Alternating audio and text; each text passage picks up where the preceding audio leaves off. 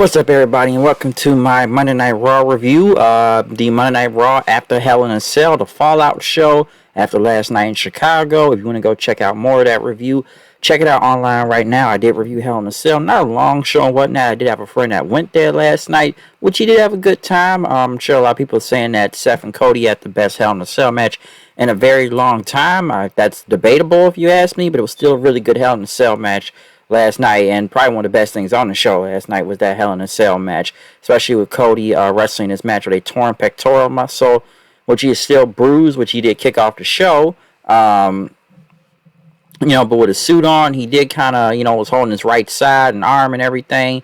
Talked about, he's in a lot of pain and stuff. But fans doing thank you Cody chants after what he did out there, and he doesn't just love it. It's a privilege to do what he does. And, it was demoralizing to tear his pectoral tendon from the bone, but he doesn't want to be melancholy. Basically, did kind of emotional because you know all the roads, but you don't know his daughter, Liberty.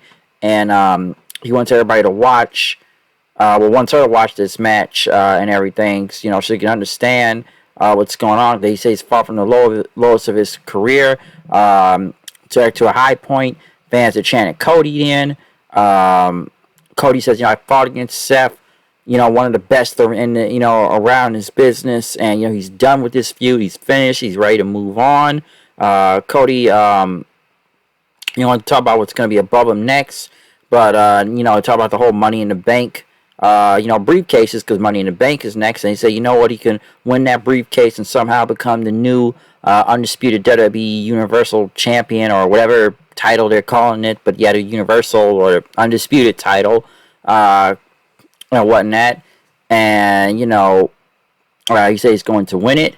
Seth Rollins came out there, kind of limping and stuff, still not the crazy laughing Seth Rollins, but he says, I still don't like you, but after what you did last night, put yourself through, you've earned my respect, okay? And one of the gutsiest performances he's ever seen around. He says, he's one of the toughest people he's ever been in the ring with. And, I may be the last person you want to hear this from, but Dusty will be very proud of his baby boy right now. As Rollins, Cody, doing the whole biting his lip thing about the cry and all that stuff. Rollins, I guess he said something in his ear and everything as they shook hands then and stuff. And, Seth left. Cody, music played. Cody, basically kind of, someone took a lap around and playing to the fans and stuff. And everything, because they said I think Cody is supposed to be getting surgery soon, so I think we're going to miss Cody at least for the rest of the month, or if he's back by Money in the Bank. Not really sure. It is a bummer to lose Cody, given he's one of the best things on Monday Night Raw right now, and how over as hell he is, but and stuff. But when Cody basically was about to leave, and he had his back turned stage, Seth Rollins came out there with a sledgehammer, hit Cody in the back of the head, what it looked like.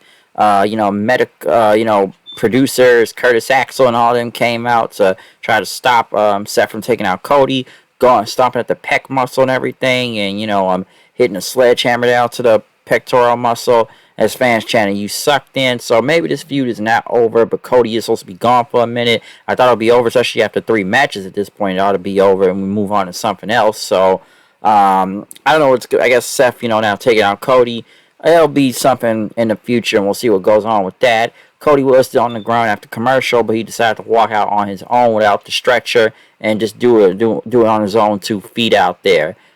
So not a bad segment, especially kick off Raw after Hell in a Cell. I guess these two will still wrestle again with each other. Maybe Money in the Bank, or they'll be involved in the Money in the Bank briefcase match. I don't know, but we'll see what happens. Becky Lynch came out there then to face Dana Brooke. The 24/7 Goon Squad walked around, but Becky says, you know what? No, nobody's winning titles except me out here, okay? Anybody gets involved, I'm going to smash all your faces in, which, Becky Lynch went against Dana Brooke for the 24/7 title. Asuka came out there and, tried to distract Becky. It didn't work. But Dana Brooke ended up getting the pin, and Asuka held her foot down, so Dana Brooke retained the 24/7 title. Honestly, you know what? As beneath this belt, it's beneath Becky. I'd rather have Becky just win this title so I don't have to see this 24/7, run around Looney Tunes shit no more, okay? And just have Becky hold the belt or even destroy the belt. Don't, because I'd rather have done that than have Dana Brooke go over her. But I'm like, look, yeah, can Becky just hold the belt so we don't have to do this chase scene every week and, just running around like, I don't know. It's dumb, okay? This whole 24/7 is just dumb at this point. So there you go. Miz and Maurice are out there to promote their season premiere edition of Miz and Maurice, which is going to happen on, I guess, currently right now as I'm doing this review right after Monday Night Raw. But they talk about Matt Riddle supposed to be their guest. Miz talked about Money in the Bank, so he would, get the Money in the Bank and cash in again for the third time. And as they're promoting their double episode and everything of their show, Matt Riddle came out then. Talk about Randy Orton, but Miz says, Orton's career is over, he said. And, hey, listen, man, we got a premiere party to go to, so let's do this and get over it. Riddle told him to shut up, and he says, he said he's sick of facing Roman Reigns' minions. He wants to take out Reigns on his own and win the title after what happened to Orton. Miz started to laugh and everything. And Riddle basically, he said there's a reason why John Cena, plays Peacemaker while Miz plays Homemaker, and your wife drags you around by your tiny balls and whatnot, which the crowd did pop for. And Maurice, I thought this was actually funny. He's got average balls, and Miz says, no, like average, no, above average. No, bigger. No, way big. Gargantuan, humongous. So, Riddle says, okay, why don't you prove it then? So, these people, trying to prove it. So, yes, they wanted Miz to take off his pants and show us his balls to see how big they are. So, that is funny, or whatever that's going to be going. But, yeah, a lot of balls joke out here. Miz say he was going to take on Riddle, fight him right now. But Miz says, I'm in a suit. I'm not going to do this and all that. Ciampa attacking Matt Riddle, which we had Ciampa attacking Mustafa Ali at first. But now, since it looks like he's passed, now he's just going to beat up more random people. Now it's Riddle this time. Where does this go for Ciampa? I have no idea. But Miz came back in, wanted to face Matt Riddle, which, Maurice tried to get involved with the purse thing, but Riddle ended up getting out of the way. RKO won the match from there, and stuff, so was what it was, but I thought the ball joke was pretty funny. Now, I will say I did have some problems watching this show due to the weather going outside, a lot of rain, because I know the Usos were against the Street Profits. I had missed the finish, and it was a count out apparently and stuff. So Street Profits won by count out, but it wasn't a bad match for what I saw at the time being, though. For my TV went out and stuff, but Street Profits won by a count out though. Bobby Lashley came out to talk about his match with MVP and Omos last night. Fans chanting for Lashley, very over tonight here. So they're in his rearview mirror, he's done with them. Austin Theory came out then and says, all right, this is the first time you had help in a match and everything. And Theory says, I won my match by myself. Okay, I didn't need anybody's help. Lashley said, why my time and everything, because Theory tried to get a selfie and it wasn't going to happen. And Lashley says, let's have this like gentleman and fight about it. But Theory says, look at this bicep. Lashley showing up his own bicep then.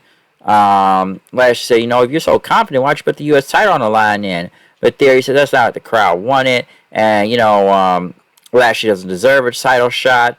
You're beating Brock Lesnar, Drew McIntyre, Randy Orton, but you haven't beaten Vince McMahon's protege. Theory was going to do his whole selfie thing, but Lashley kicked him out of the ring then and said, take a walk, kid. I don't know if I really need to see Lashley versus, Theory there for the U.S. title. Then again, I think Lashley's past the U.S. title, but then again, with the world champion not even being there right now, no telling when he's coming back.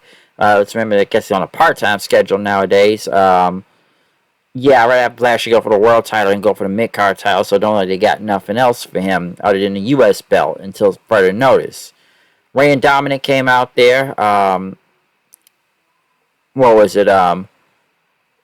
Veer actually cut a promo, which actually sounded a little bit better, pre-tape. Veer went against Dominic, which ended in the DQ due to Rey getting involved, hitting a 619, but, still laying on his feet and stuff. So, we're still doing this feud with the Mysterios versus Veer right now, but we'll see where this goes. I don't really get much to say on it, but, we'll see how far this Rey thing can go. Judgment Day came out, basically talking about their win last night at Hell in a Cell. Edge, Rhea Ripley, and Damian Priest. And, Judgment Day is destined for victory and stuff. You got a lot of what chants out there. Um, I've been doing this for 30 years, so close your mouths, okay? And right now, you're going to get a new member. Who is this new member of Judgment Day? And it was supposed to be Finn Balor, who came out there. He sees clearly now. He sees, what happened to Hell in a Cell. And, he reached out to Priest and Ripley and everything. And you can see clearly, he's tired of pretending and stuff. And so we all got a lot of common here and everything. We don't like being told what to do. And Priest said, hey, Edge, you're one of the greatest of all time and everything.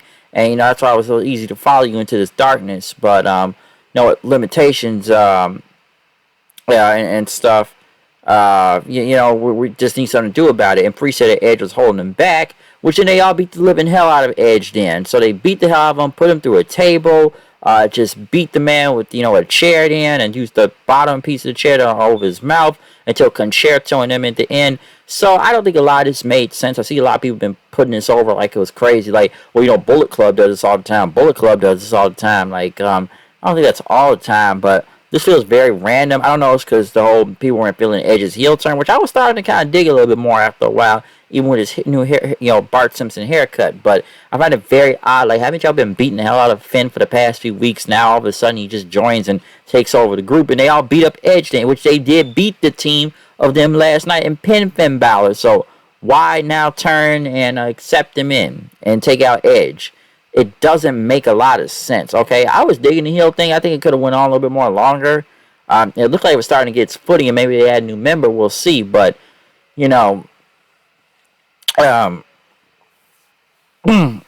let's see. But doing this, not the biggest fan of this. Just like a switcheroo just because, though, with Edge and Balor. So, I don't know. Maybe it gives Finn Balor something to do. I'm not really sure. But I guess he's leading instead of Edge now. The Judgment Day thing, so there you go. So yeah, I don't know where that's going to go. Omos went against Cedric. Omos just choke bombed him. It was done 10 seconds. Rude and Ziggler were back out there. We haven't seen them since NXT. Basically, trying to introduce themselves. MVP said, what are y'all doing out here? They have super kicking MVP in. As, Omos and them chased him after the stage. Ezekiel went against Otis. Not much to say from here. Ezekiel got the win. Elias and whatnot. He wants a rematch with Kevin Owens. And I say, oh no, you wanted that easy. I didn't think it's got easy. Okay, let's do this. All right, you want to do? You got it? Huh? But Ezekiel started to take a level playing field out of the Kevin Owens handbook, which ended up hitting him a big knee to the face. Then, so we'll see what happens next week with that for the rematch. Bianca Belair was out there for the end to watch the Fatal 4-Way happen between Alexa Bliss, Rhea Ripley, Liv Morgan, and Doudrop. That was up next. John Cena will be back in the next few weeks. I believe June 27th.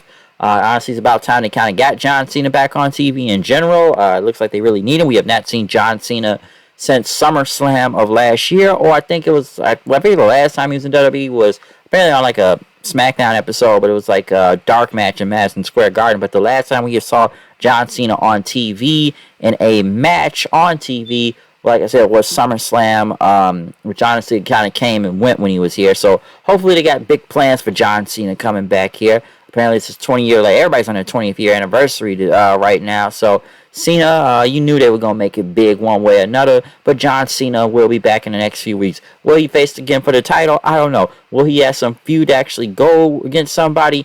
I'm not really sure where they go with John Cena right now, but John Cena will be back in the next few weeks, and some people say he will save the ratings of this show, but I'm not really sure. We'll see. But yes, in the Fatal 4-Way for the women's title.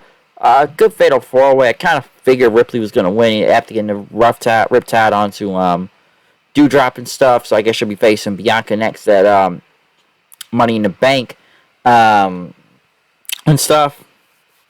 But yeah. Sorry, I had a choke on something right there. But yeah, though, yeah, Money in the Bank, that's where we're going with right here. But yeah, Ripley and Bianca should be really good, though, going into it. But we'll see what's going to happen, how they do this whole thing with the darkness or whatnot. But yeah, Ripley got the win. So yeah, very interesting episode of Raw. Basically, closing out a lot of stuff from last night, moving on to new stuff. So we'll see what happens then. But yeah, comment, subscribe, follow me on Twitter at HoodandKnight890. I'm out of here. I'll see you guys then. Peace.